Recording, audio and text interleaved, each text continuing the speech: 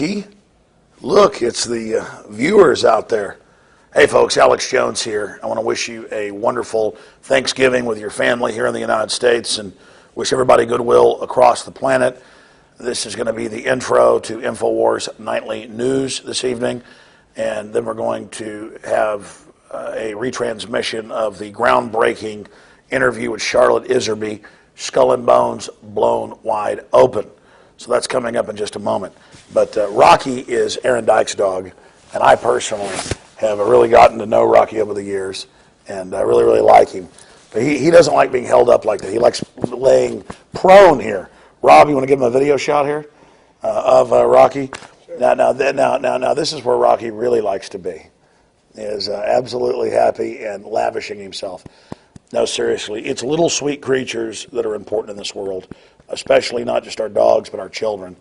And it's their future that we're fighting for, and it's up to us that are aware of what's happening in the world, and those of us that are men, to stand up for human society against tyranny. It's up to us to protect little ones like Rocky. And so without further ado, I will now hand Rocky to Rob Jacobson. Tell it's a very spoiled animal, likes me, by the way, because I feed it treats here at the office. That dog, like, you'll see a little shadow dart by here at the office, and it's Rocky. All right, so it's Infowars Nightly News. It is November 24th, 2011, and here is the Charlotte Iserby interview. This is the first hour of it. Aaron's got a few other hours, I think 7 hours total. He edited 8 hours down to 1 hour, and there's going to be another part 2, part 3 coming out. But this is really the ruling class here in America. They're very cold-blooded people. They've scientifically studied how humans operate, and it's a group of psychopaths that developed modern psychology as a way to really end our species as we know it. This is the ultimate revolution against the species itself. These people are truly wicked. So here is Charlotte Iserby, Skull and Bones Blown Wide Open. Have a great Thanksgiving. Thanks for joining us on Thanksgiving evening.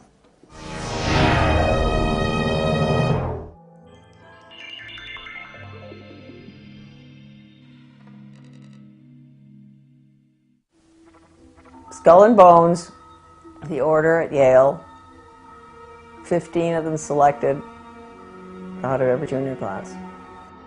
They paid. Wall Street financed Hitler, financed Stalin, creating communism, which is what they did. That's all very bad, and Skull and Bones is all involved in that with the order. They concerned the build-up of the three types of socialism: Bolshevik socialism in Russia, what we might call welfare socialism in the United States, and Hitlerian or National Socialism.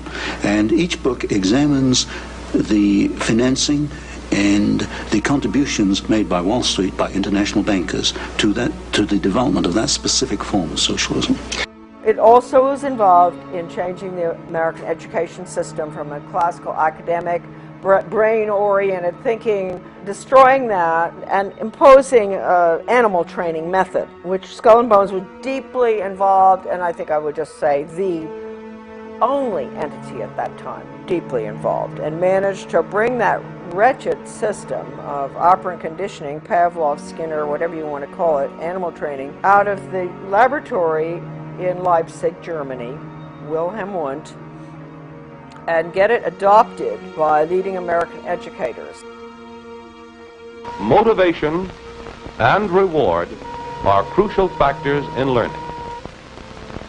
A motivated animal will learn any response which occurs and is promptly followed by a reduction in the strength of the drive.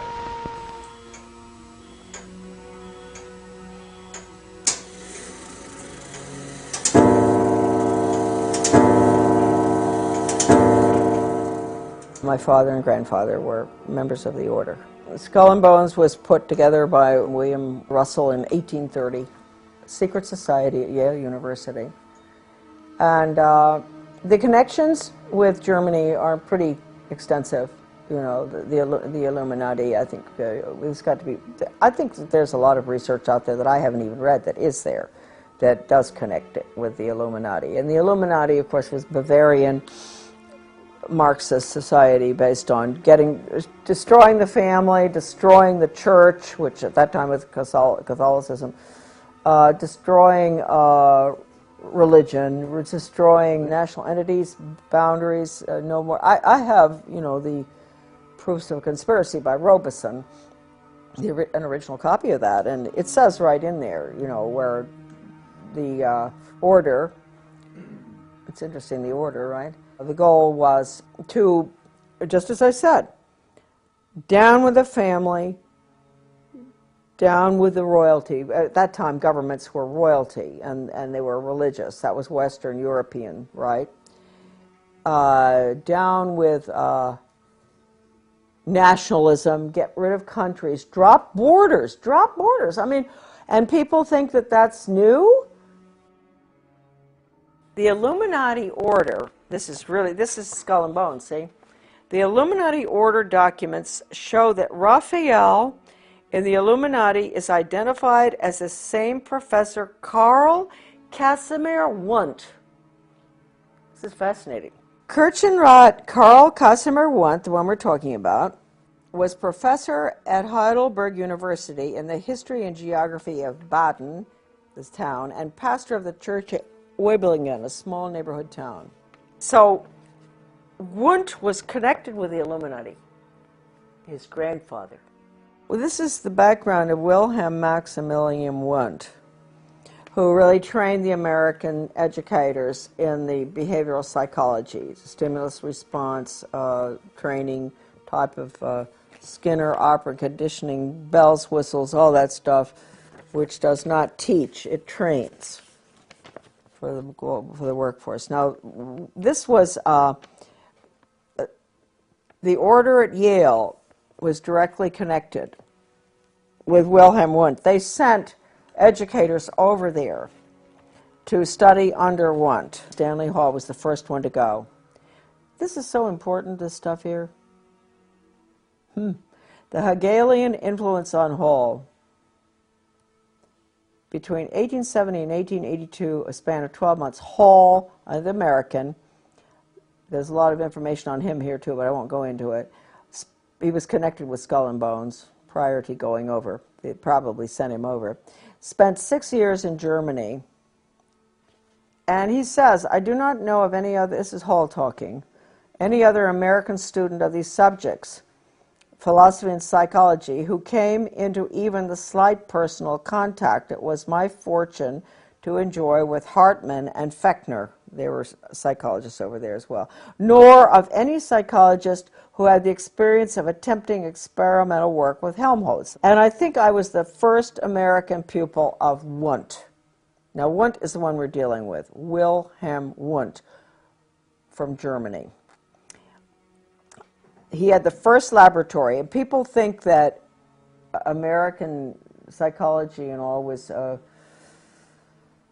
psychologist studied under Pavlov, that Pavlov was the first. No. Pavlov, interestingly enough, studied under Wilhelm Wundt in Leipzig. The 12 years included in this span as an American pupil of Wundt, more than any other equal period, marked and gave direction to modern psychology.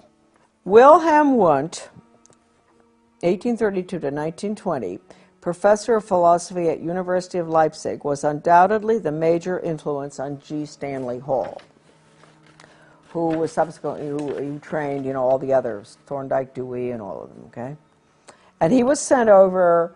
Hall, it appears that he had a lot of connections with the order at Yale, and that's why he ultimately ended up going to Leipzig. Modern education practice stems from Hegelian social theory combined with the experimental psychology of Wilhelm Wundt. The Hegelian theory, create the problem, people scream, impose a solution type of thing. And no right, no wrong, too. Whereas Karl Marx and von Bismarck applied Hegelian theory to the political field, it was Wilhelm Wundt, influenced by Johann Herbart, who applied Hegel, the Hegelian dialectic, to education, which in turn was picked up by Hall and John Dewey and modern educational theorists in the United States. That's to create the problem and people scream and pose a solution. That's the Hegel. Wundt is the animal training method that bypasses the brain. Wundt is important in the history of American education for the following reasons. He established in 1875 the world's first laboratory in experimental psychology to measure individual responses to stimuli. 2. Wundt believed that man is only the summation of his experience, the stimuli that bear upon him. It follows from this that for Wundt, man has no self-will, no self-determination. Man is in effect only the captive of his experiences, a pawn needing guidance. 3. Students from Europe and the United States came to Leipzig to learn from Wundt the new science of experimental psychology. These students returned to their homelands to found schools of education or departments of psychology and trained hundreds of PhDs in the new field of psychology. The core of our problem is that Wundt's work was based on Hegelian philosophical theory and reflected the Hegelian view of the individual as a valueless cog in the state, a view expanded by Wundt to include man as nothing more than an animal influenced solely by daily experiences. This Wundtian view of the world was brought back from Leipzig to the United States by G. Stanley Hall and other Americans and went through what is known among psychologists as the Americanization of Wundt. Although Hall was primarily a psychologist and teacher, his political views were partially Marxist, as Hall himself writes, quote, I had wrestled with Karl Marx and half accepted what I understood of him. Confessions, and don't forget Karl Marx used the Communist Manifesto was basically Weishaupt.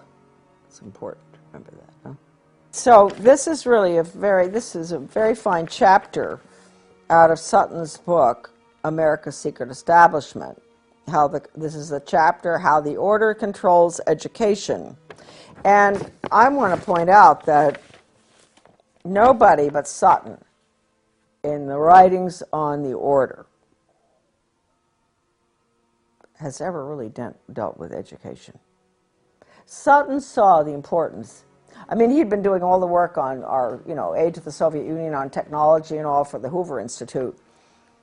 But he really, he's the only one who ever connected the order with education.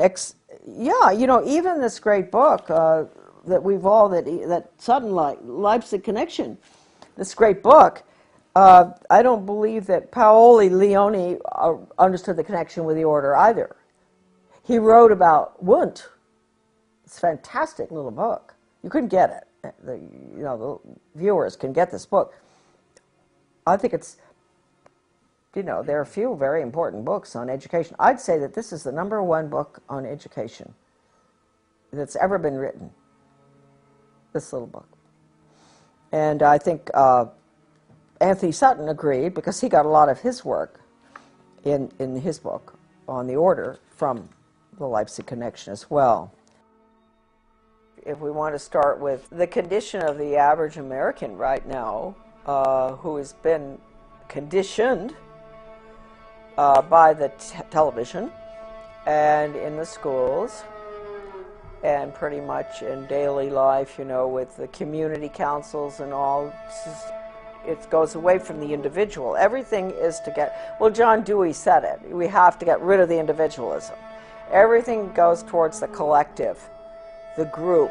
And ever since the early 60s or 50s, they've had the training sessions going on. They started in Bethel, Maine, National Training Labs, to use sensitivity training to bring people together in groups, and they'd all spill their guts about everything. And once you've done that, you're dependent on that person, right?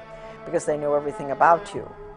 So this is the way you form the collective. It really is very interesting, the sensitivity training, how it works. And it says right in the original documents that it's Chinese communist thought control. Well, Americans have been exposed to this now, certainly since World War II. And they've become little collectivists, really, groupies. They think that way. Anybody who thinks as an individual really is looked at askance,